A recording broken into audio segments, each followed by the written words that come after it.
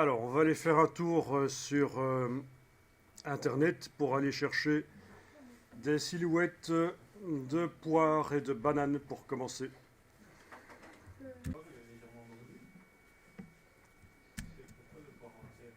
Non? Bon, alors voyons un peu ça. Je vais donc voir si je trouve ça. Eh ben c'est bien, il y a tout ce qu'il faut. Et je tombe même pas sur des sites scabreux, c'est bien parce qu'avec les bananes j'avais un peu peur.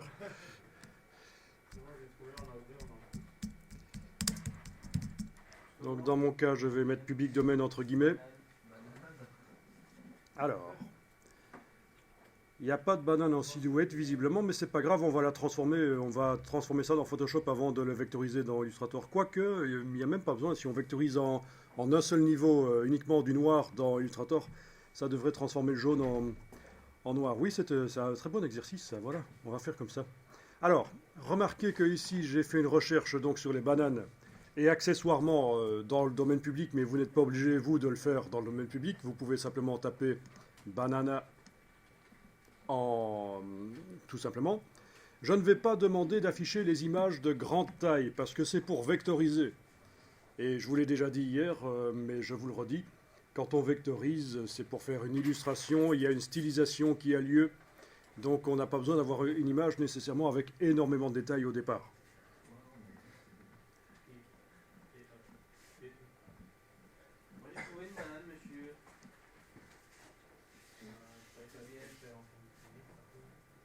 Alors, il faudrait... oui, ça devrait aller. Ça devrait aller, on devrait sans problème arriver à faire ça. Ok. Donc vous prenez une banane qui n'est pas déjà avec un contour, hein, une banane comme ceci par exemple. Voilà. Non, vous n'êtes pas obligé de la prendre en noir et blanc, c'est justement un bon exercice de la transformer en noir et blanc. On va essayer par Illustrator, puis si ça ne marche pas par Illustrator, on passera par Photoshop. Donc d'une manière ou d'une autre. Si on la poire est déjà en silhouette, je peux la mettre directement sur Illustrator Oui, si la poire est déjà en silhouette, ça va. Bon, ok, donc je vais démarrer de celle-ci par exemple, voilà. Donc,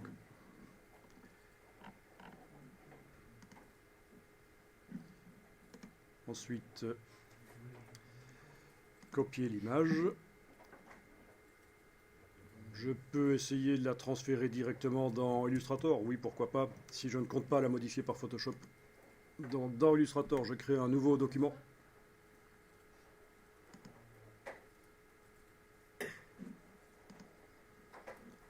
Et je colle. Et donc l'image arrive. Et quelle est la caractéristique alors de l'image? Si je ne l'ai pas importée, elle est...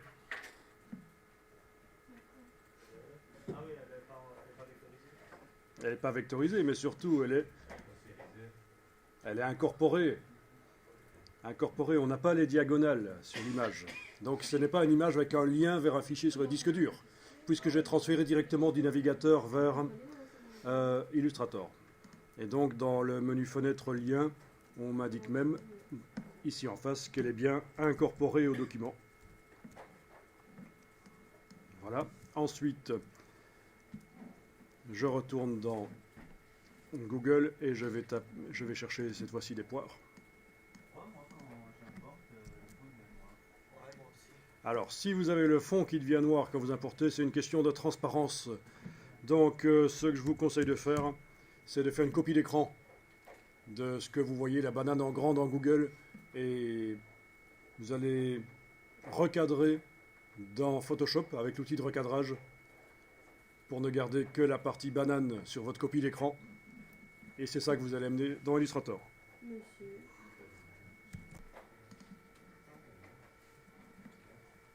Bon.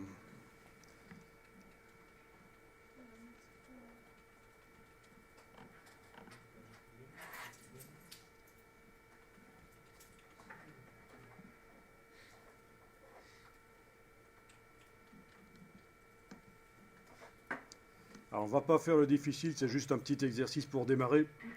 Et pour nous échauffer un peu pour la suite.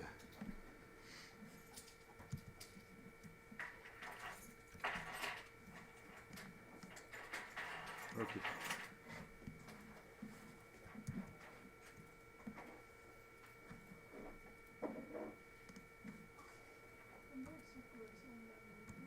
Donc, je vais tenter la vectorisation ici dans Illustrator.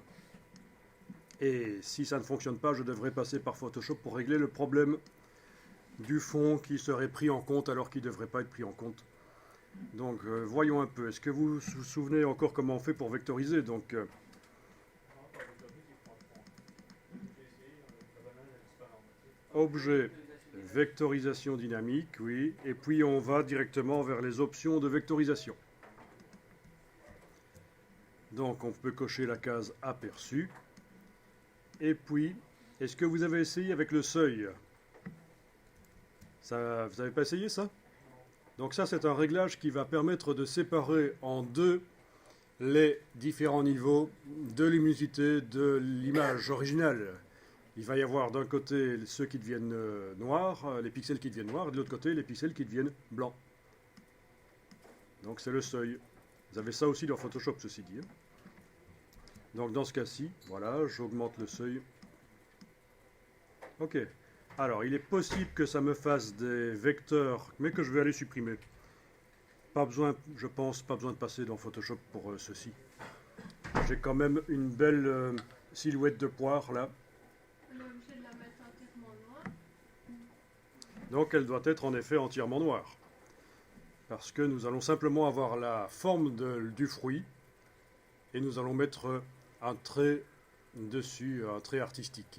Et il faut mettre ignorer le blanc. En effet, il faut mettre ignorer le blanc. Donc je coche ignorer le blanc. Si vous avez oublié, vous savez que vous pouvez retourner quand vous voulez dans les options de vectorisation pour aller cocher ceci. Et remodifier aussi le seuil si vous voulez.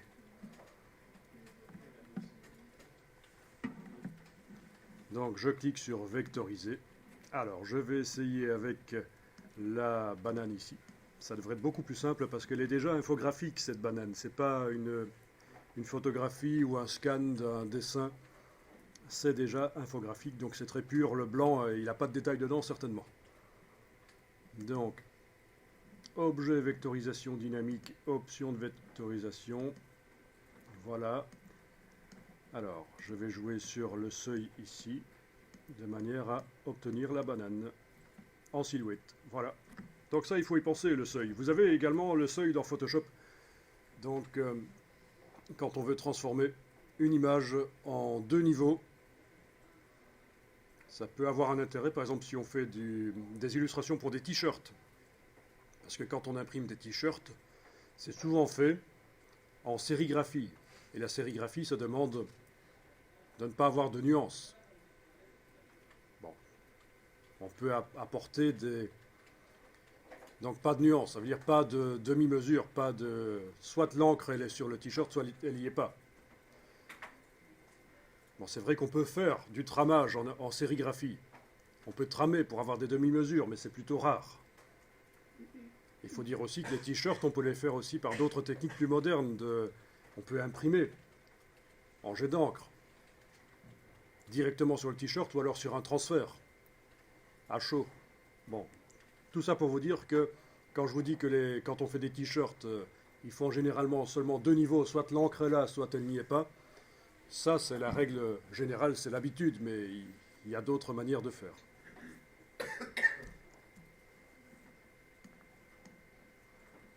Bon, je clique sur vectoriser ici. Voilà. Alors, je vais enregistrer ce document. Donc, tout le monde a bien compris que, une fois que vous avez cliqué sur vectoriser, ce n'est pas foutu. Vous pouvez retourner dans les options de vectorisation, au cas où. Menu objet, vectorisation, option de vectorisation, et vous pouvez remodifier les choses, notamment cocher et ignorer le blanc. Est-ce que je l'ai fait pour celle-ci? Je vais aller voir. Je ne suis pas sûr. Non, je n'avais pas fait, donc je vais le faire maintenant. Ça va m'éviter que ça génère des vecteurs blancs. Si ça le fait, je les supprime, c'est pas un problème, mais il vaut mieux voilà, que ça fasse comme ça. Alors je vais afficher le damier de transparence, menu affichage, afficher le damier de transparence, et là je vois qu'en effet, ça ne va pas générer de blanc. C'est seulement le noir, donc c'est une vectorisation une couleur. Alors, par la suite, quand vous appliquerez ce qu'on va voir ici, vous ferez ça, des compositions avec plusieurs fruits, plus que deux, ou autre chose que des fruits. Donc ici, on va voir le côté technique, on va voir comment ça fonctionne. Alors, j'enregistre le document. Nous sommes donc le 28. Je vais enregistrer ça dans un dossier que je vais créer ici, spécialement.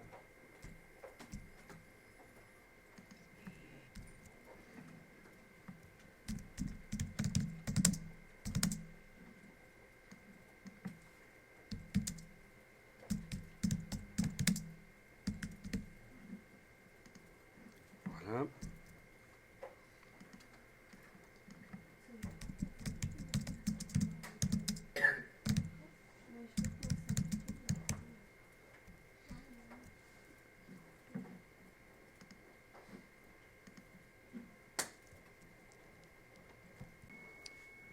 Donc, je vais faire apparaître la palette des calques. Par sécurité, je vais dupliquer le calque ici pour y garder les versions vectorisées mais pas encore décomposées. Donc, les versions vectorisées mais pas encore décomposées. Donc, je prends la vignette du calque, je la mets sur bloc de feuilles, j'obtiens calque 1 copie. N'oubliez pas de verrouiller et d'enlever l'œil en face du calque original. Alors ici, j'ai pas besoin du damier de transparence, je vais le masquer. C'était juste pour vérifier que c'était bien du blanc autour. C'était pas du blanc autour, c'était juste pour vérifier que c'était pas du blanc autour, que c'était bien de la transparence. Donc menu affichage, masquer le damier de transparence, voilà, ça fera moins mal aux yeux.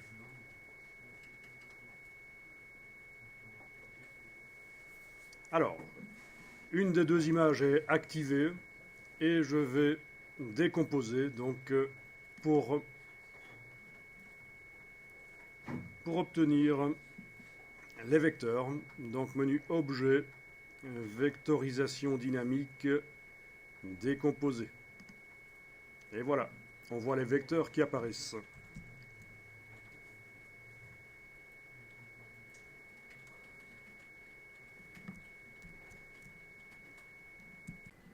Je vais faire la même chose pour la poire, l'autre fruit ici. Donc je clique sur l'image de l'autre fruit. Objet, vectorisation dynamique, décomposé. Voilà. Et alors ça m'a créé plein de petits vecteurs inutiles que je vais aller supprimer. Donc je vais prendre la flèche blanche, cliquer à côté de tout pour tout désactiver, puis venir englober. Touche suppression sur le clavier. Donc la touche suppression de caractère. Parce qu'en fait, le résultat de la vectorisation, il est dans un groupe. Donc si j'y vais avec la flèche noire, ça va tout sélectionner. Vous voyez? Si j'ouvre le calque ici, je vois que les résultats de la vectorisation, ils sont dans des groupes. Donc il faut que j'y aille avec la flèche blanche, en ayant cliqué à côté de l'objet pour tout désactiver d'abord. Voilà, donc c'est pas un petit problème. Si ça avait été un problème, ces excédents... je serais passé dans Photoshop pour faire un nettoyage auparavant.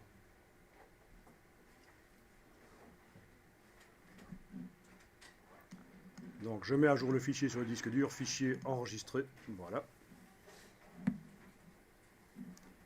Alors.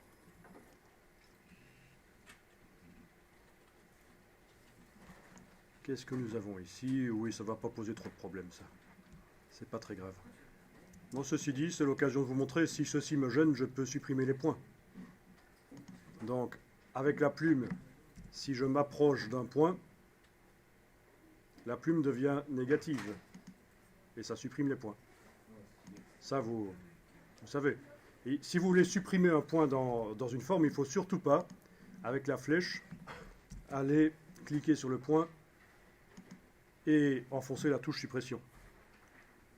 Parce que là, il y a un risque qui est que le tracé soit ouvert maintenant. D'ailleurs, je vais afficher en mode tracé, affichage tracé. Vous voyez, j'ai un tracé ouvert à cause de ça.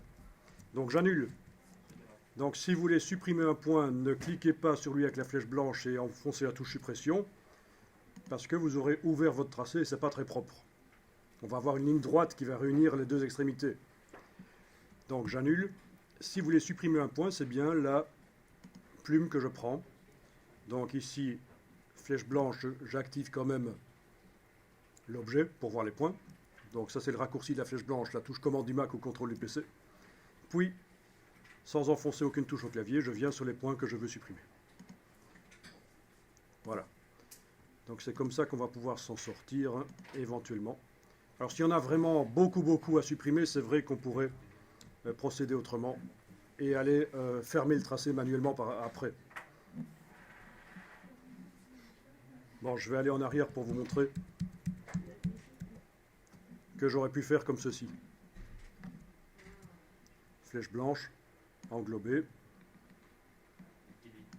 supprimer, et puis plume, clic, et puis sans enfoncer la souris, je vais à l'autre bout, clic et bouger. Voilà. Donc si vous avez des excédents comme moi, vous les laissez, ce n'est pas un drame, je vous montrerai simplement comment régler ça. Ah tiens, je remarque ici, oui, j'avais pas vu ça tout à l'heure, mais j'ai encore une petite crasse qui traîne là. Voilà, je la supprime. Ok, donc je mets à jour le fichier sur le disque dur et nous allons mettre sur ces poires ici et bananes, nous allons mettre des formes artistiques. Alors, dans un premier temps, je pense que ça ne va pas marcher, mais nous allons régler le problème après. Oui, parce que la forme artistique va bien faire la forme générale du fruit. Par contre, pour la queue, pour les queues ici, ça risque de ne pas être trop lisible. On va devoir sans doute scinder les objets. C'est l'occasion de voir comment on peut couper des objets pour en faire deux. Ok? Il y a différentes manières. Alors, j'active les deux objets, je peux travailler sur les deux en même temps, c'est pas un problème. Je vais peut-être les ramener tous les deux sur la page ici. Voilà, ce sera plus propre, mais ça n'a pas une grande importance. Je les active tous les deux. Dans la palette des outils, je mets en avant-plan la case qui concerne le fond, et je veux dire qu'il n'y a pas de fond sur ces objets actuellement. Voilà. Alors, ce serait une bonne chose aussi de dire qu'il n'y a pas de contour et de tout faire par la palette aspect. Donc je vous avais dit au premier jour de la formation que ceci c'est l'ancienne manière de faire dans Illustrator et que depuis lors ils ont développé une nouvelle manière de gérer les fonds et les contours, c'est la palette aspect. Donc autant faire tout par la palette aspect, donc vous allez mettre aucun fond, aucun contour. Ensuite je fais apparaître la palette aspect. Et via la palette aspect ici,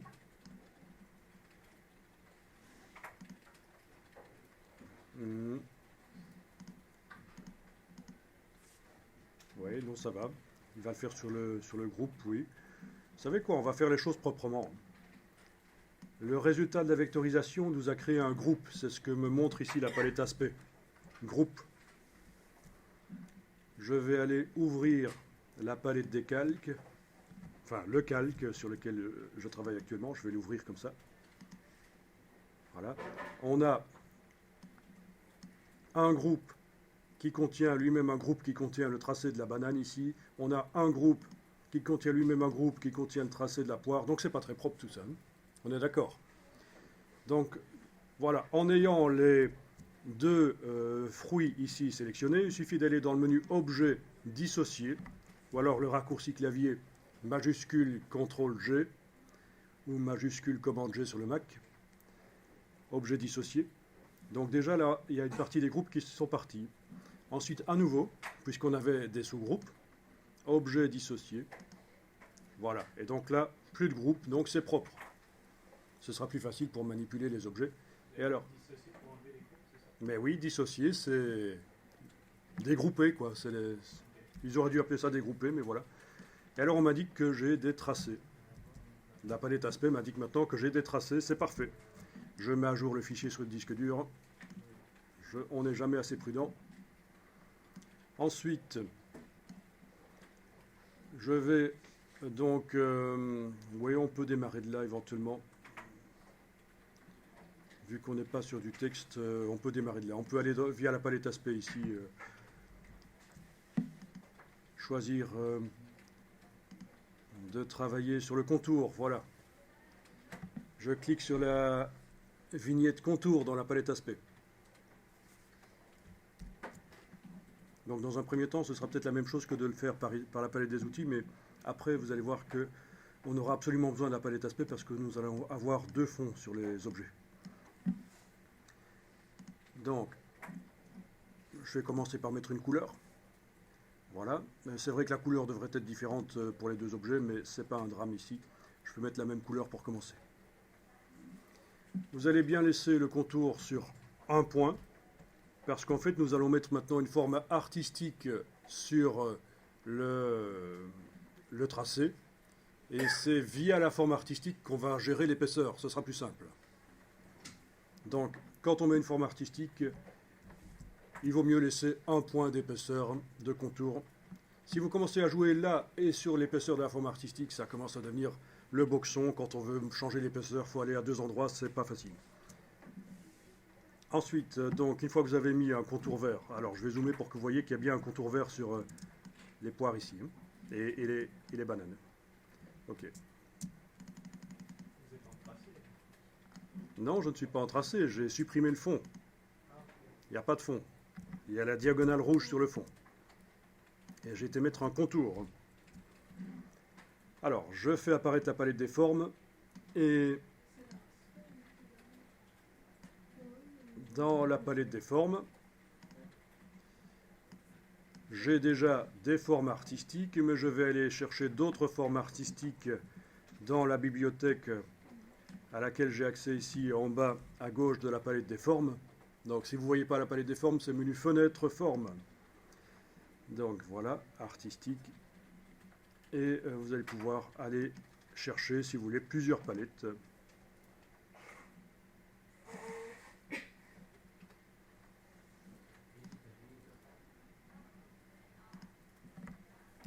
Voilà, donc je suis allé 3 fois dans les bibliothèques et j'ai une palette ici qui regroupe 3 onglets. Donc il y a 3 palettes en une. Bon, je pourrais les détacher, hein, vous connaissez le système, mais je peux aussi passer rapidement de l'une à l'autre. Parce que l'écran n'est pas extensible. Donc je n'ai pas intérêt à détacher chaque palette et à les mettre côte à côte sur l'écran. Enfin, quand je dis que l'écran n'est pas extensible, c'est faux. L'écran est extensible, puisqu'on peut en rajouter un deuxième, si on veut.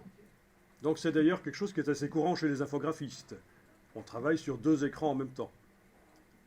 Parce que les palettes prennent tellement de place. C'est vrai qu'on peut enfoncer la touche tabulation pour les escamoter temporairement, mais travailler sur 2 écrans, c'est bien. Donc, je vais tester ça, j'applique. Alors, c'est un peu grand. Voilà, en voilà un qui est pas trop mal. Donc, c'est dans la palette des arts artistiques encre. Alors, sachez que des formes comme ceci, vous pouvez les faire vous-même. Vous pouvez, avec un pinceau ou avec quoi que ce soit, un crayon, tracer un trait sur une feuille de papier, le scanner, et puis le transformer dans Illustrator en une forme. Il faudra vectoriser ce que vous avez fait, le trait. Et puis, on pourra le créer. On va voir d'ailleurs si on trouve sur Internet des traits déjà faits à l'encre et les transformer en forme. Donc comme ça, vous verrez le processus. Parce qu'ici, on n'a pas le scanner et on n'a pas l'occasion de le faire. Ce serait bien, ça aurait été bien d'avoir le scanner. Vous ne voyez pas de scanner dans le local. Hein. À mon avis, ils n'ont pas de scanner ici. Peut-être dans l'autre local, ils en ont un.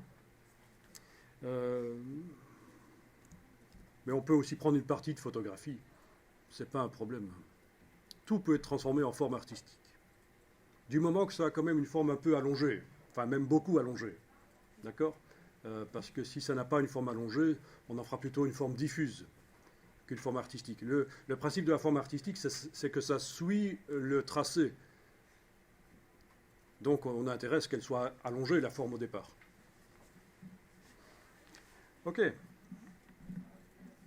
Alors, je vais enregistrer ça. Voilà. Alors ici, j'ai mis une couleur verte et mes vecteurs bleus ne sont pas trop visibles. Donc je vais changer la couleur des vecteurs du calque. Je vais simplement double-cliquer sur le calque et demander par exemple qu'il soit en rouge. Voilà, et on voit quand même un peu mieux les vecteurs sur mon trait vert.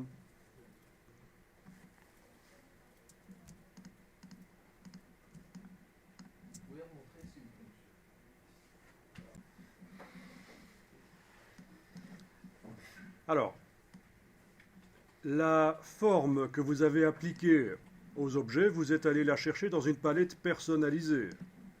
Par exemple, dans mon cas, artistique encre. Si je veux modifier cette forme, je ne peux pas le faire par la palette artistique encre.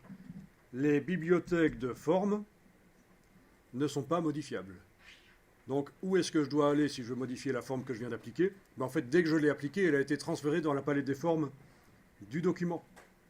Ça, c'est la palette des formes du document que vous reconnaissez. La seule différence, c'est qu'il y a une forme en plus, c'est celle-là, qui est utilisée maintenant par des objets dans le document. Donc, je vais aller faire varier l'épaisseur. Je double-clique sur la forme. La case aperçue est cochée. Si elle n'est pas cochable, ça veut dire que vous n'avez aucun objet sélectionné. Donc, ça ne sait pas vous montrer en temps réel ce que vous modifiez. Donc, il faut que les objets soient sélectionnés. Et vous jouez sur la largeur pour obtenir l'effet souhaité.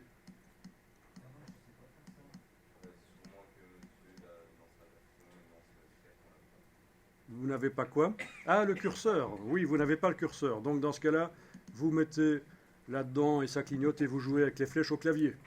Et si vous voulez que ça aille plus vite, majuscule en même temps. Voyez? Majuscule en même temps. Vous avez fait double-cliquer sur...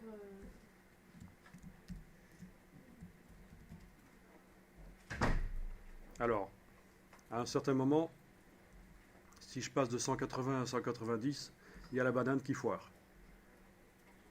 Donc voilà. Il y a des limites. Donc, pour répondre à la question, à quoi sert la flèche rouge qu'on voit ici? C'est le sens de traçage du trait. Dans le cas de certains traits, vous allez voir qu'ils sont plus fins à la fin, comme un pinceau qu'on soulève du papier et qui fait un trait moins épais quand on le soulève du papier, tout en traçant. Donc ça, c'est le sens, et vous pouvez tester d'autres sens si vous voulez. En tout cas, il y en a un qui, à mon avis, ne va pas marcher super bien, quoique ceci, il va falloir... Non, ça ne se voit pas en temps réel, apparemment. Il va falloir... donc vous ne faites pas ça. Enfin, si, vous pourriez tester. Après tout, pourquoi pas. Je clique sur OK, appliquer au contour. Tiens, dans ce cas-ci, ça n'a pas changé, le sens.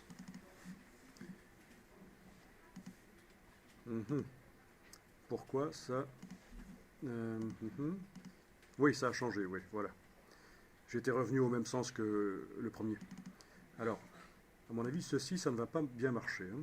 Ça veut dire que c'est comme si c'était un pinceau très épais. On va voir ce que ça donne. Voilà. Pas génial, ça. Donc, celle-ci, même chose. Hein. Sauf que ça va être dans l'autre sens. Tu dis ? Ben non, c'est ça, elle est trop épaisse par rapport à la dimension du fruit ici. Hein. Voilà. Donc ça a de l'importance la flèche. Mais les formes que vous allez chercher dans la bibliothèque, tout ça est déjà réglé comme il faut. Voilà, donc c'est ce que je vous disais ici dans les bibliothèques, vous avez certaines formes qui terminent plus fines. Donc ça c'est la fin du trait en fait. Hein. Voilà, ça c'est la fin du trait.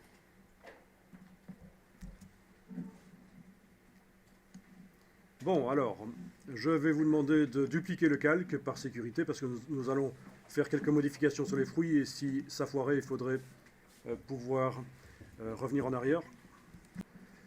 Donc, palette des calques, où est-elle? Elle se cache là derrière, voilà, palette des calques. Et on verrouille le deuxième, comme on a fait avec le premier. Donc, je duplique le calque. Je verrouille et j'enlève l'œil en face du précédent et je continue à travailler là-dessus. Donc il faut vraiment utiliser ça. Par rapport au dessin traditionnel, vous avez la possibilité en infographie de garder, de figer le travail à un certain moment, dans un certain état. Mais profitez-en. Il ne faut pas travailler comme si on était avec un crayon et une feuille de papier et qu'on ne puisse pas revenir en arrière beaucoup. Non, ici on est en infographie, on peut revenir, on peut garder toutes les étapes du travail, il faut vraiment en profiter. Et à notre époque, les disques durs ne coûtent quasiment plus rien, on peut le dire. Moi, quand j'ai commencé l'infographie dans les années 90, un disque dur de 200 mégas, je dis pas gigas, 200 mégas, coûtait à peu près 1000 euros.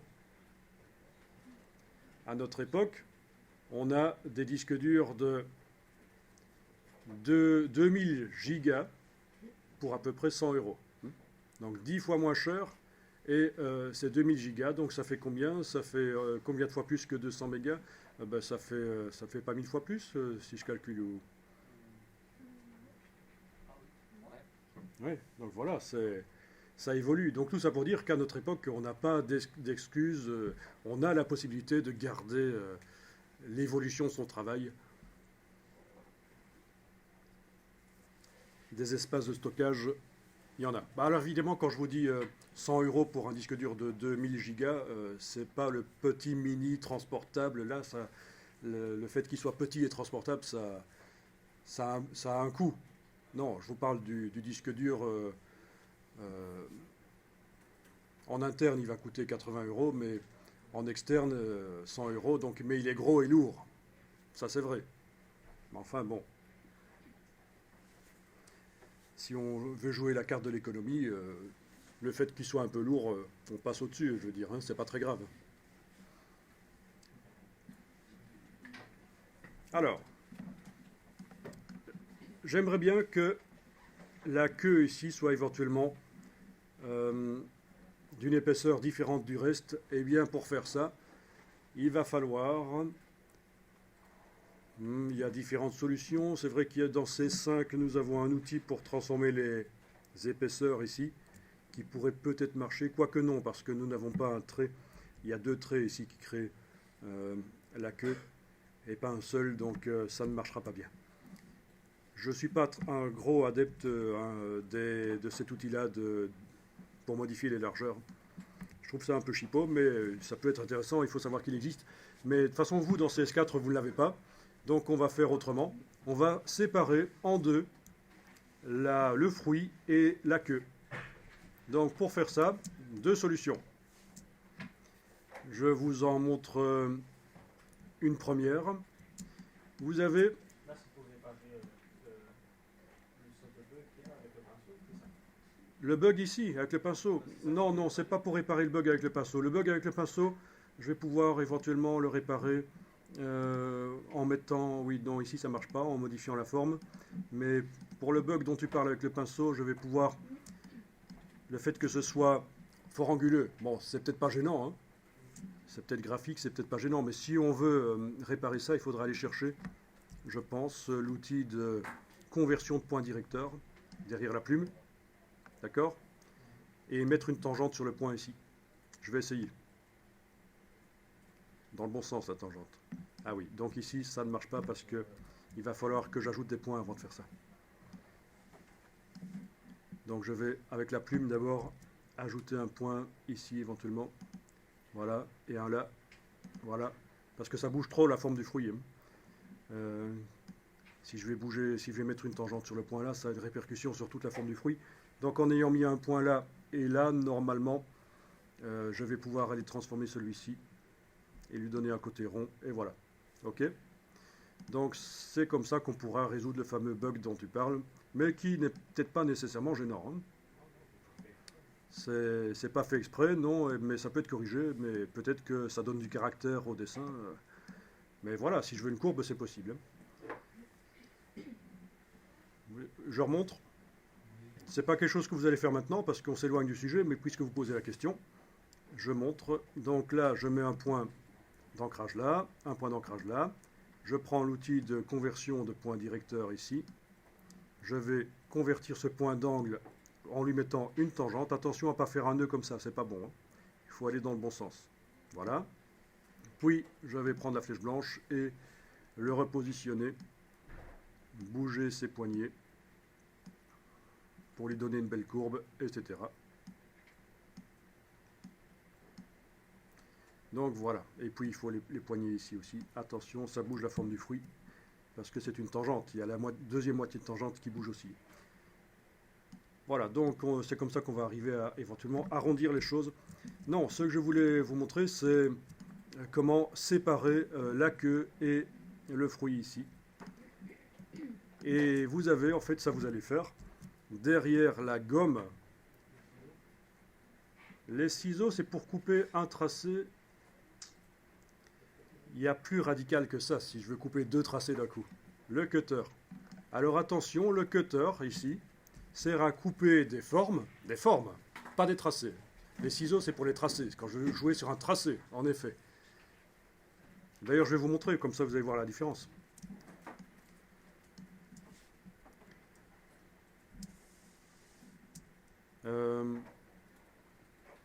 Ouais, on va faire un petit test sur un disque qu'on va créer à côté.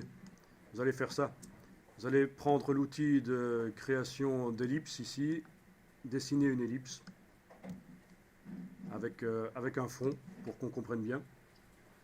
Donc faites ça à côté juste pour comprendre la différence entre le cutter et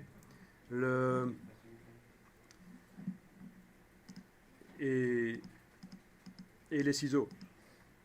Donc ici vous allez faire un petit disque à côté avec un contour avec quand même une certaine épaisseur. Je vais lui donner 5 points d'épaisseur.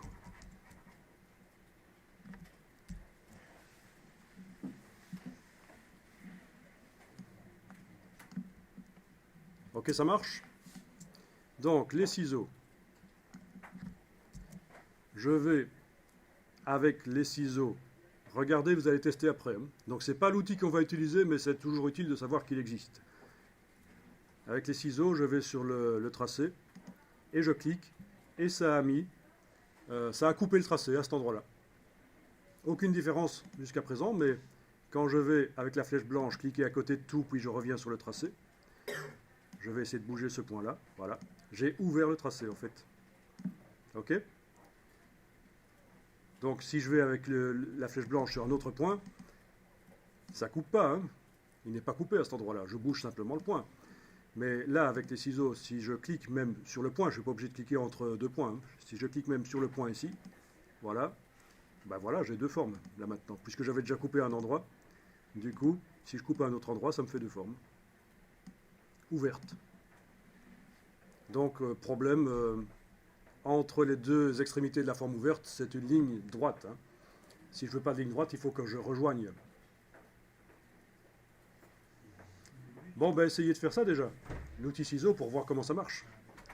Et une fois que vous êtes arrivé là, je vous dirai comment rejoindre de 2 manières différentes. Alors, si je veux fermer les formes, je peux le faire de différentes manières. Manuellement, je peux, avec la flèche blanche, je viens cliquer sur la forme pour faire apparaître ces points. Ensuite, avec la plume, bien sûr, je clique sur une des extrémités. Vous voyez que la plume change d'aspect quand on fait ça, pour indiquer qu'on va reprendre la construction du tracé. Ça, voilà. Vous voyez, le petit X devient un plus quand on s'approche du tracé pour dire qu'on va ajouter un point, mais ce n'est pas ce qui m'intéresse. Je vais sur le point, ça devient une diagonale pour dire qu'on va continuer le tracé. Je clique, et sans bouger la souris, je vais à l'autre extrémité, ou entre les deux, je peux aussi faire des points si je veux. Et voilà, et puis je vais reprendre ici. Donc j'ai une petite rondelle là qui m'indique que je vais fermer le tracé. Un petit donut. Voilà. Alors si je clique, ça risque de faire un angle. Si je clique simplement, donc j'annule. Je fais faire un clic et glisser. Comme ça j'ai une vraie tangente et je peux faire une forme fermée. Donc ça c'est fermé manuellement avec la plume. Bon, facile ça. On peut aussi demander de fermer automatiquement. Donc, l'autre partie ici, je vais sélectionner, puis menu objet, tracé. Alors, voyons un peu ce qui se passe si on demande joindre ici, est-ce que ça va marcher? Ouais, ça marche. Donc, j'ai même pas besoin de préciser que les extrémités, les sélectionner avec la flèche blanche. L'objet, je l'ai sélectionné avec la flèche noire, j'ai demandé objet, tracé, joindre, et il m'a fermé ma forme tout seul, quoi. Et puis ensuite, si ça ne me plaît pas, il faut que j'aille remodifier avec la plume. Mettre un point, puis aller modifier avec l'outil de conversion pour lui mettre des tangentes. Ici aussi si je veux, donc c'est peut-être un peu plus de boulot, mais voilà deux manières de fermer une forme qui est ouverte. Bon, là j'ai perdu des choses dans l'opération. Plus compliqué. Ok. Alors, ça marche? Comment vous avez fait pour... Bon, alors, je vous montre l'autre manière de couper la forme. C'est donc le cutter. Alors, il y a beaucoup de stagiaires qui confondent le cutter avec ceci. Ceci, vous n'y touchez pas. C'est quelque chose pour les web designers. C'est quelque chose qui permet, parce qu'on peut faire dans Illustrator, comme dans Photoshop, on peut faire des designs d'interface de site web, donc le design du site web. On peut le faire avec des images à certains endroits, des boutons à d'autres endroits. Et au moment d'exporter ça pour l'utiliser dans un logiciel de création web comme Dreamweaver par exemple, au moment d'exporter ça, on va indiquer les différentes zones de l'interface. On va dire cette partie-là c'est des images, cette partie-là c'est des boutons. Et le fait de couper en tranches le design comme ça va permettre d'exporter différemment les différentes parties. Les boutons, on va pouvoir les exporter sous forme d'images GIF. Les images sous forme d'images JPEG, des fichiers JPEG. Enfin, c'est à ça que ça sert la tranche, c'est diviser pour pouvoir exporter différemment, avec différents taux de compression aussi. Et puis aussi, ça va créer des zones cliquables. Les boutons vont être tranchés, découpés, et on va pouvoir leur associer une action dans le site internet. On va pouvoir dire, quand on clique dessus, ça nous amène vers telle page. Donc on fait des liens. Donc tout ça pour vous dire que ça ne concerne que le web. Donc ne confondez pas le cutter avec cet outil tranche. Donc nous, c'est bien le cutter qu'on utilise ici. Alors, j'ai ma forme qui est activée. Je prends le cutter, je trace à travers et j'obtiens deux formes.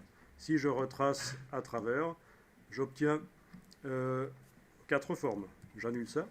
Voyons un peu ce qui se passe si je ne clique que celle-ci et que je passe à travers. Voilà, j'en obtiens 3. D'accord? Donc il n'a pas tranché celle qui n'était plus activée. Même chose ici. Si je veux retrancher uniquement celle-là, je clique avec la flèche noire à côté de tout, puis je clique sur celle-là, et je vais trancher uniquement celle-là. Ok? Si je veux en couper deux, alors voyons un peu ça. Je vais activer par exemple celle-ci, puis celle-ci avec la touche majuscule aussi. Donc deux qui ne se touchent pas même. D'accord? Ça va être plus simple si je demande de masquer le contour de sélection. Non pas masquer le contour de sélection, masquer le cadre de sélection.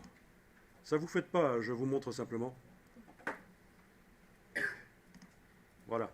Là on voit clairement, me semble-t-il, que j'ai deux formes qui ne sont pas l'une à côté de l'autre et qui sont activées grâce à la touche majuscule.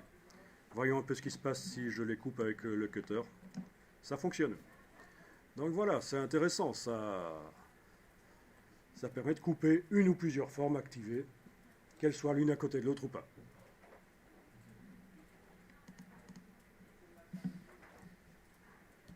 Et puis après, bien sûr, on peut aller changer le fond sur les différentes formes. Donc ça, vous aviez compris, pas de problème. Vous parliez de chouette logo que ça fait. Donc voilà.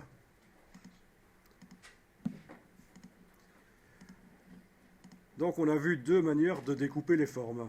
Les ciseaux, c'est quand on travaille sur le tracé. Le cutter, c'est quand on travaille sur l'objet, la forme. Alors, il y a une troisième manière de faire que je vous montre ici.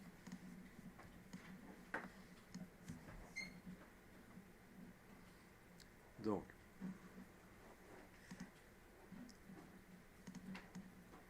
il s'agit en fait de couper la forme à l'aide d'un autre tracé fermé ou ouvert. qui est par-dessus. Donc vous avez une forme. Alors je vais par exemple prendre une autre forme ici. Ok, je vais prendre ça. Voilà. Ok. Et je vais dire que cet objet étoile va découper le cercle qui se trouve derrière lui.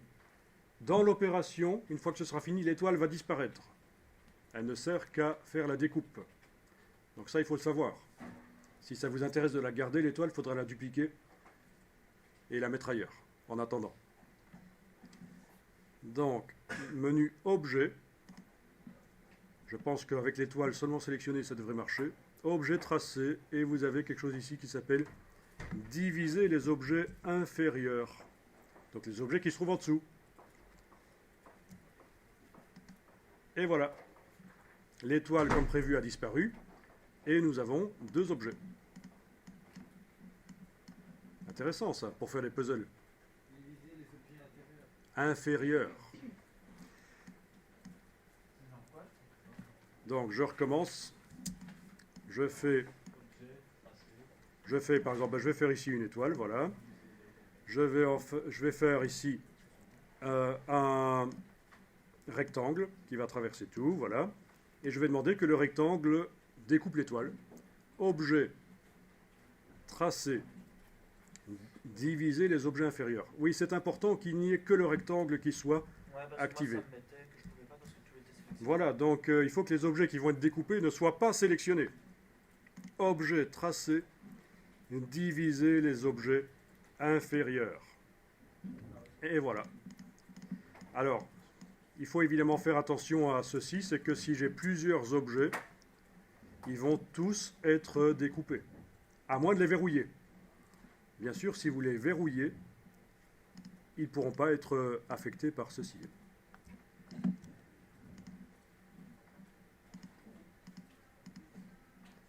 Bon, voilà. J'ai trois objets ici, d'accord? Si je prends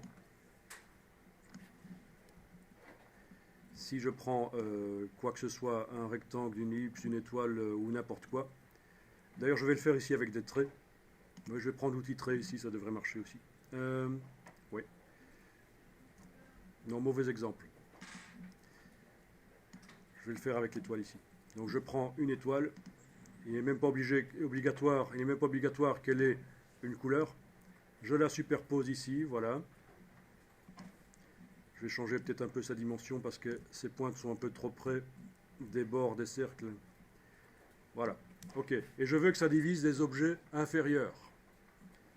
S'ils ne sont pas verrouillés, ils vont être affectés par l'opération. Objet tracé, diviser les objets inférieurs. Et voilà. Donc j'ai plein d'objets auxquels je peux donner éventuellement des couleurs différentes maintenant. Donc très intéressant ça pour faire des logos aussi, oui. Donc l'étoile a disparu dans l'opération, mais elle est un peu suggérée là. C'est un peu du subliminal. Très intéressant ça. Donc vous avez vu trois manières de faire deux objets au départ d'un seul.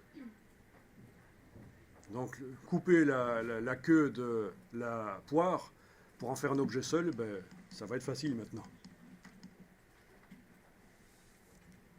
Donc on a vu trois manières de couper les objets. On avait commencé par les ciseaux qui agissent sur les tracés. Puis on a fait le cutter qui agit sur les objets. Et puis on a fait la diviser les objets inférieurs qui agit sur les objets. Donc clairement la manière la plus précise de faire, c'est laquelle à votre avis? Parmi les trois manières de couper un objet, quelle est celle qui va me permettre d'avoir la coupure la plus... De cutter, tu crois? Le plus précis, j'ai dit, pas le plus facile. Avec les ciseaux, vous ne déterminez pas la forme entre... Ça va être droit, en fait. Donc en fait, la manière la plus évoluée parmi les trois que je viens de vous expliquer ici. Voilà, c'est ça. Donc ça va me permettre d'aller faire des choses assez intéressantes. Alors, voyons un peu. Ça s'écrit comme ça? Non, comme ça? Il n'y a pas de H? Ah ben voilà. Bon. Alors, je vais demander les clip art. Donc ça vous faites pas. Je vous montre simplement pour ceux qui n'auraient pas encore tout à fait compris les clip art. Je vais demander les clip art en noir et blanc. Voilà. Ok. Et donc voilà. Par exemple, je peux prendre celui-là et découper n'importe quelle forme avec ceci. Il suffit donc que je transfère dans Illustrator, que je colle, que je vectorise. Voilà, voyons un peu ça. Ok, je vectorise. Ensuite, je décompose. Objet vectorisation dynamique décomposé, voilà. Ah tiens, j'ai oublié de dire, j'annule ça, parce que j'ai oublié de dire que ça ne va pas générer du blanc. Donc je viens d'annuler la décomposition, je retourne dans les options de vectorisation et je vais rapidement cocher ignorer le blanc, voilà. Ok, donc là, je vectorise, je décompose et je peux aller couper le cercle là avec quelque chose de très complexe. Donc tout ça pour vous dire que j'aurais pu aussi le dessiner dans Illustrator, passer 10 minutes à le faire et je peux aussi démarrer de quelque chose qui vient du net, de préférence dans le domaine public, hein, puisque on ne peut pas utiliser ce qu'on veut qui vient du net. Important, il faut qu'il n'y ait qu'une seule forme. Si mon sapin était composé de plusieurs formes, ça ne marcherait pas. C'est la division par une forme. Donc objet tracé diviser les objets inférieurs, ça ne fonctionne que si on a affaire à une seule forme. Voilà. Bon, il y a encore le Pathfinder qui permet de faire des choses, mais je ne vais pas m'étendre là-dessus. Donc on va revenir à notre histoire de poire et de banane. Et le but ici de couper la queue par rapport au reste de la poire, c'est de pouvoir lui mettre une épaisseur différente éventuellement. Donc je vais par exemple utiliser le cutter et je vais rapidement, en ayant l'objet sélectionné, aller couper ça. Voilà. Donc je peux annuler et m'y reprendre éventuellement.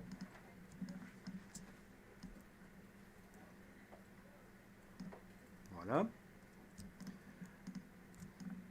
Ensuite, nous avons une forme qui est beaucoup trop large par rapport à la dimension de la queue ici. La forme est trop large, c'est ça qui fait un truc bizarre. Mais je vais aller faire une variante de la forme. Une variante avec une épaisseur moins grande. Mais ça, vous allez attendre un peu et on va le faire ensemble. Donc déjà, on voit si tout le monde arrive à obtenir vraiment deux formes différentes. La queue ici, la poire ici.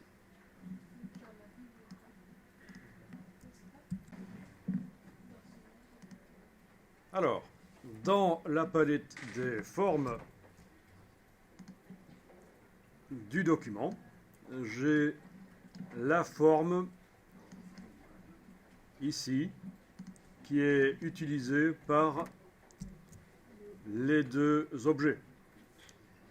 Je vais cliquer à côté de tout, rien n'est activé. Je vais maintenant dupliquer dans la palette des formes cette forme-ci. Je l'amène sur le bloc de feuilles. Voilà. J'ai donc une copie. Quand je survole, on voit les infobulles qui m'indiquent le nom de la forme et on m'indique que c'est une copie. Encre séchée 1-copie. Et là, celle-ci, c'est encre séchée 1 tout simplement. Alors, je sélectionne la poire ici, je vois qu'elle utilise cette forme-ci. Je sélectionne ceci, la queue, je vois qu'elle utilise la même forme, mais je vais lui dire qu'elle utilise la copie maintenant. Voilà, elle utilise la copie. Donc voilà, quand je passe d'un objet à l'autre, dans la palette des formes, on me montre quelle est la forme actuellement appliquée sur cet objet. Donc la poire, en elle-même, le corps de la poire, là, c'est la forme originale. Maintenant, la queue, c'est l'autre forme. Vous voyez que c'est encadré. C'est la copie. Et alors, cette copie, je vais aller la modifier. je double-clique sur la forme dans la palette des formes du document, je vous rappelle, hein, parce qu'il y en a qui ont fait l'erreur, ils sont allés prendre la bibliothèque qu'on avait ouverte. La bibliothèque est non modifiable. Donc dans la palette des formes, et je vais aller modifier l'épaisseur comme ceci. Et voilà, et j'arrive à avoir donc le même aspect, le même look de trait, mais avec une épaisseur différente. Donc voilà comment on va pouvoir gérer les choses. Intéressant ça. Et alors quand je clique sur OK, on me dit qu'est-ce qu'il faut faire? Est-ce que les contours qui existent Est-ce que les contours qui utilisent actuellement cette forme doivent être modifiés? Ben, je réponds oui, évidemment. Appliquer au contour. Voilà, voilà. Donc ça, c'est intéressant et je vais enregistrer le document pour ne pas perdre ça.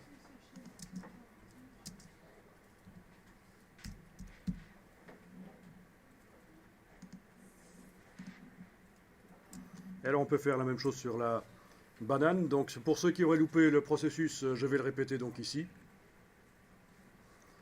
Quoique, vu que c'est une forme, vu que c'est la même forme, je ne devrais pas dupliquer à nouveau la forme. Hein. Elle existe déjà le duplicata avec une épaisseur moins grande.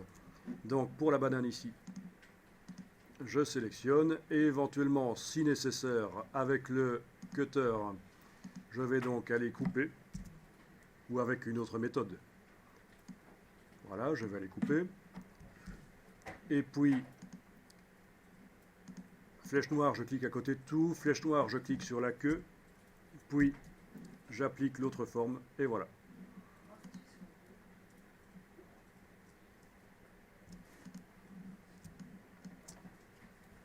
Et j'enregistre. Alors ici, je vais sélectionner la banane. Demander de voir la palette aspect, menu fenêtre aspect.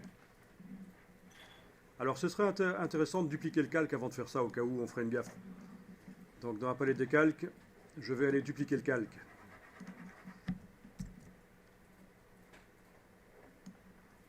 Donc je prends le calque, je l'amène sur le bloc de feuilles dans le bas de la palette des calques, je verrouille et j'enlève l'œil en face du précédent.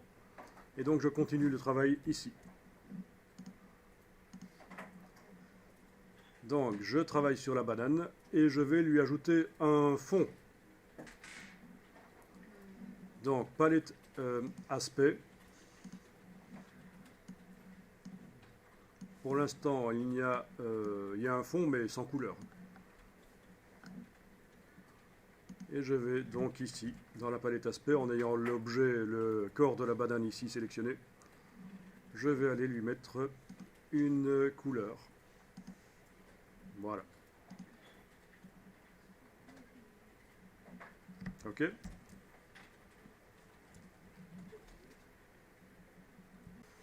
Voilà. Donc, comme certains ont déjà fait, vous pouvez en effet différencier les couleurs de contour. Vous n'êtes pas obligé d'avoir la même couleur de contour sur la poire et sur la banane. Vous pouvez choisir une autre couleur de contour. Par exemple ici je peux mettre de l'orange sur l'extérieur de la banane et pour le fond mettre une couleur plutôt jaune comme ça, ou je peux aller la créer par la palette nuancier dans Nouvelle Nuance.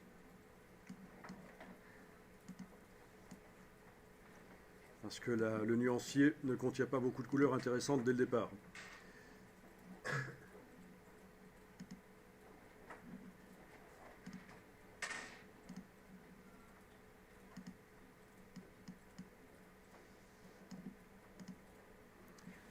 Voilà, bon. Dans un premier temps, je vais travailler que sur un seul de deux fruits, après vous essayerez sur l'autre.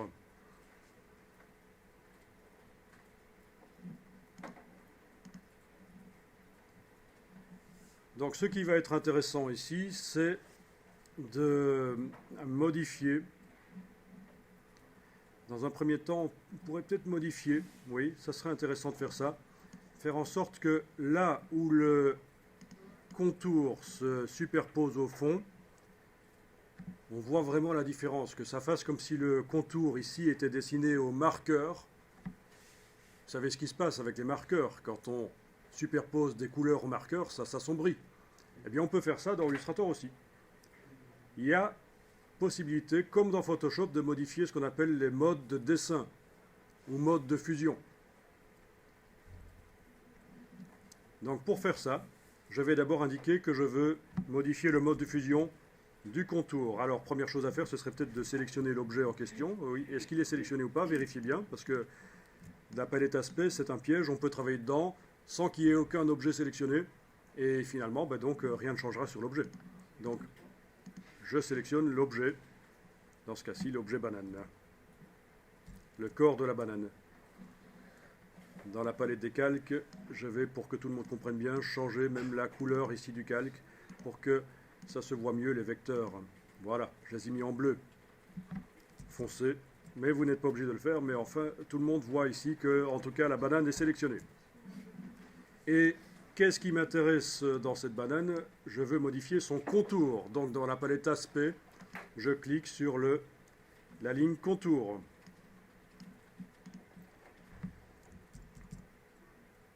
Donc, vous savez que la palette aspect, c'est donc comme une espèce de mini palette de calque qui concerne l'objet, les contours qui s'empilent, les fonds qui s'empilent et qui sont appliqués sur l'objet.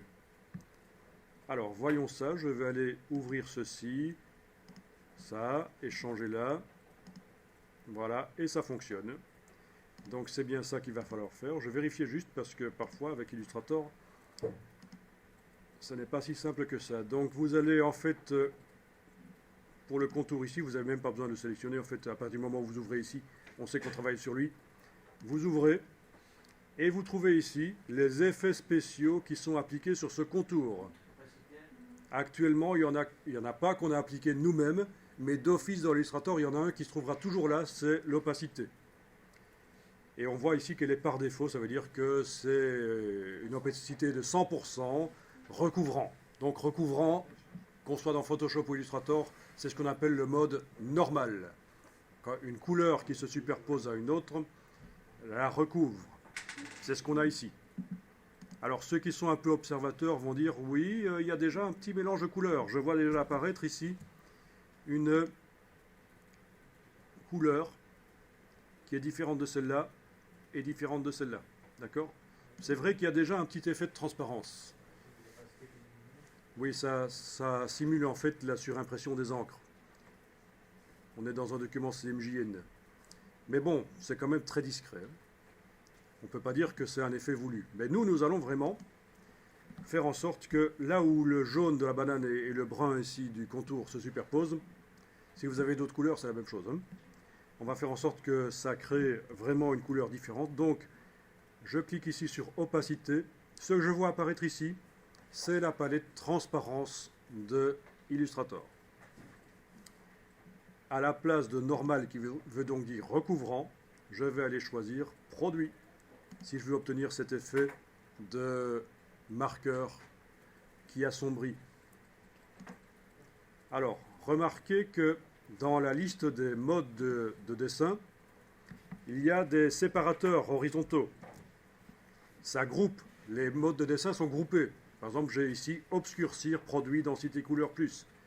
Et le suivant, c'est éclaircir, superposition, densité, couleur moins. En fait, le suivant est exactement l'inverse du premier. Donc si je veux faire l'inverse de produit, juste pour voir ce que ça va donner, je vais aller choisir superposition. Et qu'est-ce qui va arriver? Au lieu d'être plus sombre, ça va être plus clair, normalement. Voilà, là c'est plus clair. Donc vous voyez que ceci peut vous aider à générer rapidement des graphismes de manière automatisée, en quelque sorte. En changeant le mode de fusion du dessin, il suffit de superposer des formes et vous obtenez des couleurs supplémentaires sans avoir dû les choisir. Très intéressant ça. Donc ici je vais remettre produit éventuellement, voilà, produit. Ok. Donc maintenant ça m'indique à la place de par défaut, ça m'indique que c'est 100% d'opacité, mais le mode de fusion est produit. Donc ici, on a modifié donc pas l'opacité, mais le mode de fusion du contour. En quelque sorte, c'est une sorte de modification de l'opacité. C'est la manière dont il se mélange avec les couleurs d'en dessous. Alors, s'il y avait un objet en dessous, le contour se mélangerait aussi avec. Hein. Par exemple, si je vais ici créer un disque, voilà, lui donner une couleur particulière, voilà, le faire passer derrière. Donc, une des manières les plus faciles pour gérer l'empilement, c'est d'y aller par la palette des calques. J'ouvre et je vais faire passer derrière. Voilà. Donc on est d'accord, ce n'est pas seulement entre le contour et le fond de la banane, mais c'est aussi entre le contour et n'importe quel objet qui se trouverait en dessous.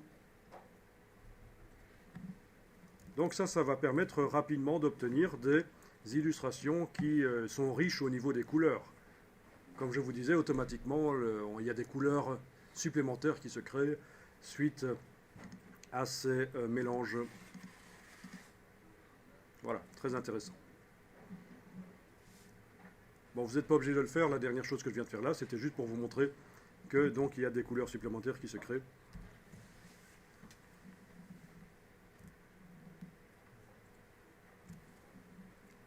Alors ici, je vais donc sélectionner l'objet banane et ajouter un nouveau fond. Donc, menu de la palette aspect, ajouter un nouveau fond. Donc, votre objet banane est bien sélectionné. Voilà le nouveau fond. Je vais le déplacer sous le contour, puisque vous voyez que maintenant, il recouvre le contour. Bon, ça peut être intéressant. Si je veux que la banane, son dessin soit bien défini, mais qu'autour, il y ait comme un effet vaporeux avec la forme calligraphique, ça peut être très intéressant. J'ai le meilleur des deux mondes. J'ai quelque chose qui est fort vectoriel pour la forme de la banane, et autour, j'ai comme un contour. Mais c'est quelque chose qu'on avait déjà fait pour le texte aussi. Hein. Donc voilà, ce genre de choses peut être intéressant. On l'avait fait pour les lettres le premier jour. On avait un fond aux lettres et on avait mis un contour et on avait même mis une forme artistique sur ce contour et on avait même mis un effet de décalage pour éloigner le contour de la lettre. Donc là, on avait des lettres bien vectorielles, bien nettes et on avait un contour artistique autour. Donc c'est aussi une forme de richesse comme ça, d'avoir un contraste entre les formes bien nettes et les formes plus artistiques. Mais bon, ici, je vais déplacer dans l'empilement des fonds et des contours, je vais déplacer le nouveau fond sous le contour. Et la banane n'était pas sélectionnée. Et voilà. Donc je vous parlais du piège de la palette aspect. Rien n'a changé parce que l'objet n'était pas sélectionné. Je sélectionne l'objet. Donc je disais que j'allais faire passer le fond sous le contour. Et voilà, ça fonctionne.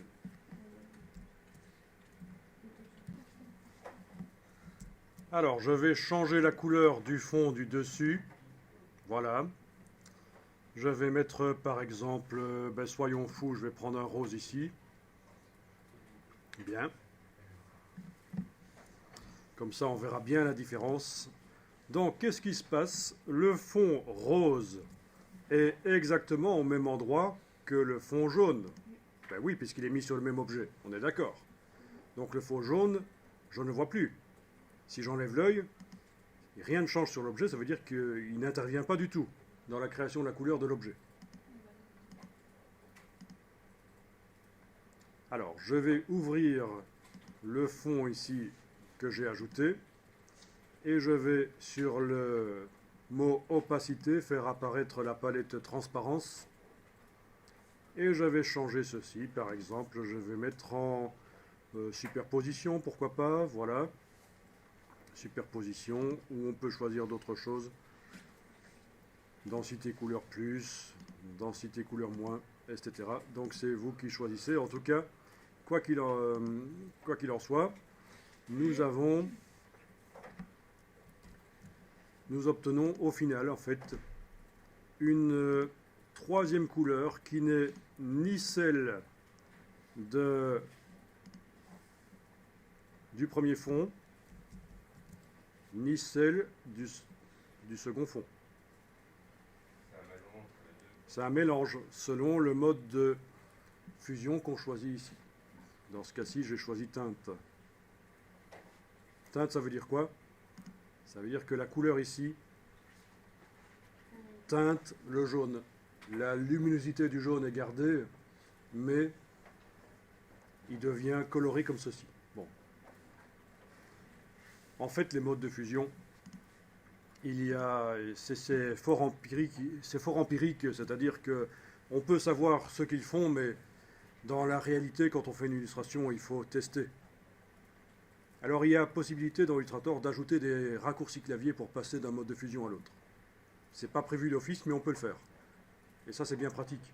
Parce que sinon, on doit à chaque fois aller dans le menu, changer le mode de fusion. Non, avec des raccourcis clavier, on va pouvoir passer en revue les modes de fusion. Mais ça, c'est une autre histoire, les raccourcis clavier personnalisés. J'ai indiqué que je devais vous expliquer ça pour vous faire un raccourci clavier personnalisé pour l'ajout de points d'ancrage. C'était hier. Parce qu'il n'y a pas de raccourci clavier personnalisé pour l'ajout de points d'ancrage, vous vous souvenez? Donc déjà, je dois vous expliquer comment faire un raccourci personnalisé pour ça. Et par la même occasion, je vous indiquerai comment le faire pour passer d'un mode de fusion à l'autre. Ça va accélérer le travail. Dans Photoshop, il existe, mais pas dans Illustrator, il faut le faire. Alors, si je veux que les deux fonds servent à quelque chose, qu'est-ce que je vais devoir faire maintenant?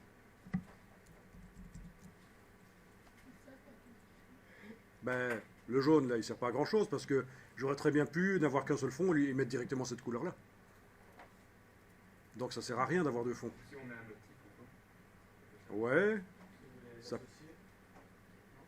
on va en fait en décaler un par rapport à l'autre. Comme ça, il y en aura un qui sera au moins partiellement visible avec sa vraie couleur. Donc, vous vous souvenez qu'on avait mis sur le contour un effet de décalage pour éloigner le contour de l'objet. On va ici travailler sur un des deux fonds pour le décaler par rapport à l'autre. Donc vous cliquez sur un des deux fonds. On va modifier spécifiquement ça. Donc l'effet qu'on va mettre ne va pas se mettre sur tout l'objet, mais va se mettre sur le fond, ce fond-là de l'objet. Une fois que vous avez activé en surbrillance comme ceci le fond pour indiquer que vous travaillez sur lui, vous allez dans le menu Effet, Distorsion et Transformation. Transformation. Donc dans ce cas-ci, je ne fais pas un décalage. Le décalage, c'est bon pour les contours. Mais ici, je veux déplacer le fond. Je veux déplacer le fond, donc je vais y aller par la transformation. Effet, distorsion et transformation. Transformation.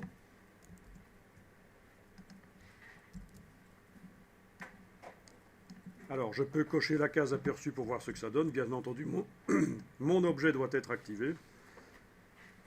Et ici, vous avez quelque chose qui concerne le déplacement. Et vous pouvez déplacer. D'accord? Vous voyez ce qui se passe? Je viens de déplacer le fond de 2 mm vers la droite. Donc j'ai déjà du jaune qui apparaît et du rose. Donc encore une manière de créer rapidement des effets spéciaux. Donc ça fait un peu penser aux impressions à problème, des problèmes de repérage. C'est-à-dire que chez les imprimeurs, parfois, on a des couleurs qui n'arrivent pas exactement au bon endroit. Donc c'est un effet, un problème de repérage chez l'imprimeur, on appelle ça. Eh bien, on peut recréer ça, c'est un effet graphique. Ici, on peut créer ça directement dans Illustrator. Vous avez été où, monsieur, là? Voilà. Donc j'ai décalé en horizontal et en vertical. Je pourrais le faire aussi pour l'autre fond, mais c'est peut-être pas nécessaire. Et voilà ce que j'ai obtenu. Et je trouve ça sympa et je vais enregistrer.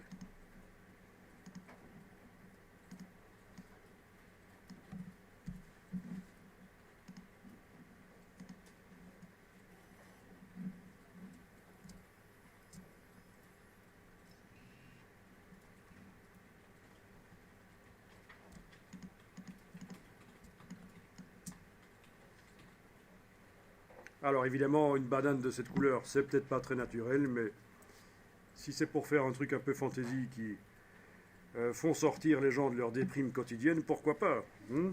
C'est aussi le but des graphistes. Hein? C'est une banane au raisin.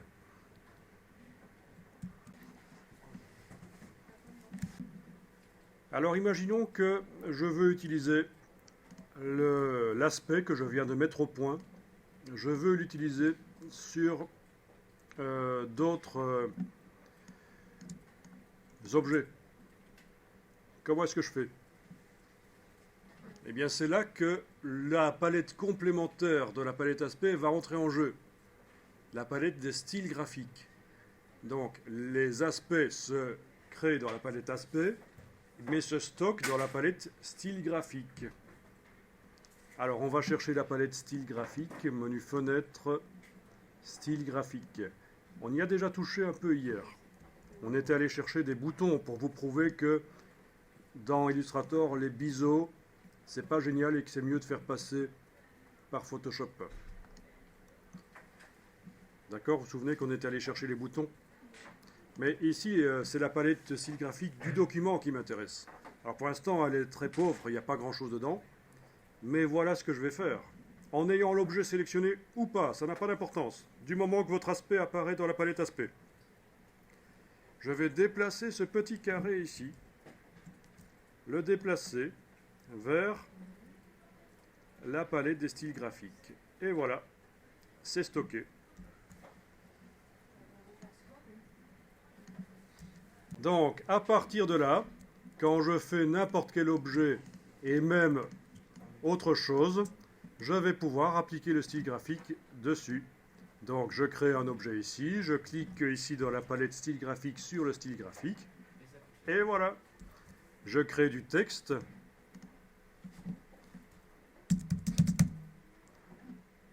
Voilà.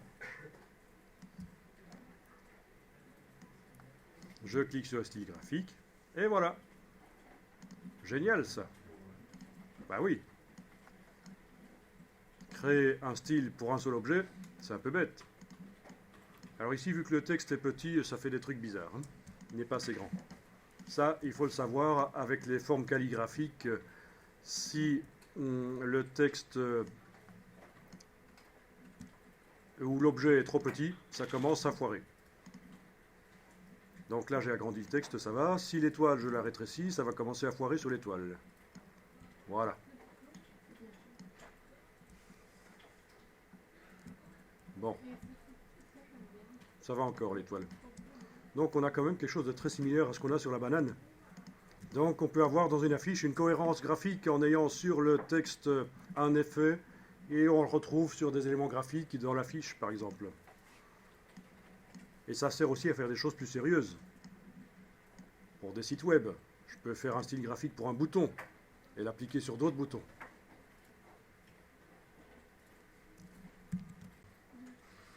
Alors ici, je vais travailler sur l'étoile.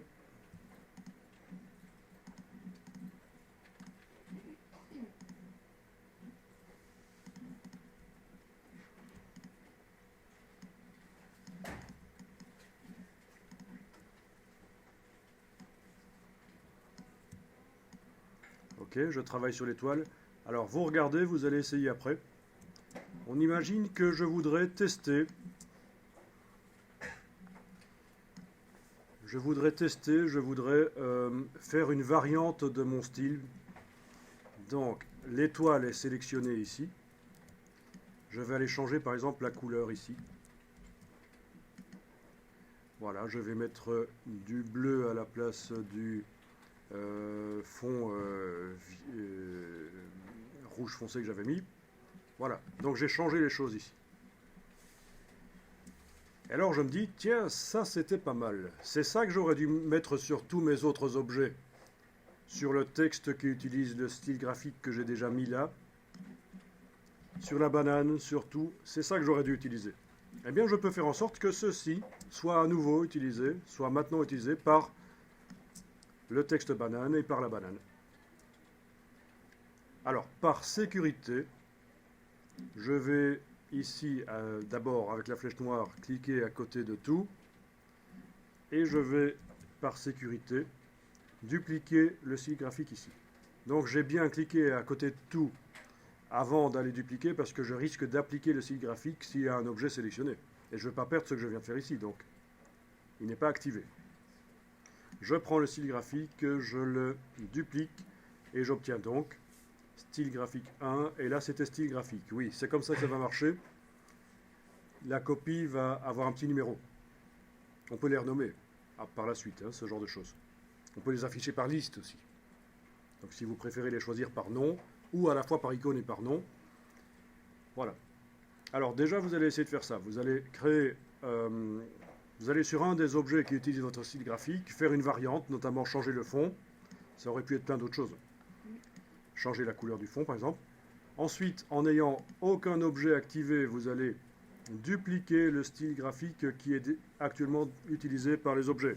Parce que par sécurité, je voudrais le garder au cas où c'est une erreur stratégique de ma part de remplacer. Je vais pouvoir le réappliquer, l'ancien. Donc je suis obligé de le dupliquer pour garder l'ancien intact. Enfin, intact ici, voilà, ce sera la copie. Mon backup de sécurité, c'est la copie. Voilà. Alors, c'est là qu'il faut se concentrer. Il ne faut pas faire d'erreur. Ceci, c'est la copie. Celui qui porte un petit numéro 1 à la suite, c'est la copie. Et ceci, c'est l'original qui est actuellement utilisé par la banane et le texte. La copie, je ne vais pas y toucher. Par contre, je vais mettre à jour l'original avec les nouvelles différences que j'ai créées ici. Comment est-ce que je fais? Je clique sur l'objet. C'est même pas obligatoire à partir du moment où dans la palette aspect. À partir du moment où dans la palette aspect, je vois les choses. Pas besoin que l'objet soit sélectionné nécessairement. Et attention, regardez, si je déplace tout simplement et que je le mets là, ben ça fait rien. Ça l'ajoute à la palette aspect. Oui, là je vais annuler. Commande Z sur Mac, CTRL Z sur PC. Si je le déplace sur l'autre, ben il se met soit devant, soit après. Ça ne change rien. J'annule. Donc ce que je vais faire, c'est remplacer celui-là. Donc pendant que je déplace, j'enfonce en effet la touche Alt. Et là, cette fois-ci, je lâche le bouton à souris. Et voilà. Et la banane... Ah oui, la banane ne s'est pas mise à jour. Et on sait pourquoi. C'est parce qu'en fait, elle a servi à générer le style graphique, mais elle-même n'utilise pas le style graphique. Ça, c'est un truc vicieux. D'accord? Donc, je vais annuler ça. Je vous montre simplement. Si je crée plein d'autres objets qui utilisent le style graphique que la banane a généré, on est d'accord? Plein d'autres objets, on imagine que je fais ma composition, donc je suis en train chaque fois d'appliquer le style graphique qui a été généré par la banane. Il se trouve que la banane elle-même n'utilise pas le style graphique qu'elle a généré. Peut-être parce qu'elle n'était pas sélectionnée au moment où j'ai créé le style graphique. Donc ce n'est pas un gros problème. Mais en tout cas, techniquement, ça va fonctionner. Regardez, j'ai ici le texte de banana, j'ai 2 étoiles et j'ai un rond qui utilise le style graphique 1. Non, qui utilise le style graphique tout simple. Pas le 1, qui est la copie, mais le style graphique tout simple. Je vais donc activer mon étoile dont j'ai changé le style. On voit ici que le fond est bien bleu, pas de problème. Je prends ceci en enfonçant la touche Alt et je déplace là-dessus. Et voilà, tous les objets qui utilisent ce style graphique ont changé, sauf la banane, parce qu'il faut qu'à un certain moment je lui dise qu'elle utilise le style graphique qu'elle a généré. Voilà. Donc, pas d'inquiétude à avoir, c'est normal. Ceux qui font la mise en page connaissent le problème.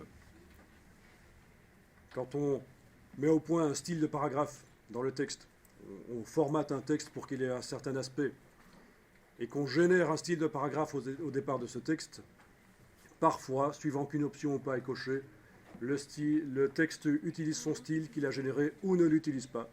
Bon, et là on a la correspondance dans Illustrator. Monsieur, est-ce que je suis pas mal automatique, s'il vous plaît, c'est le café.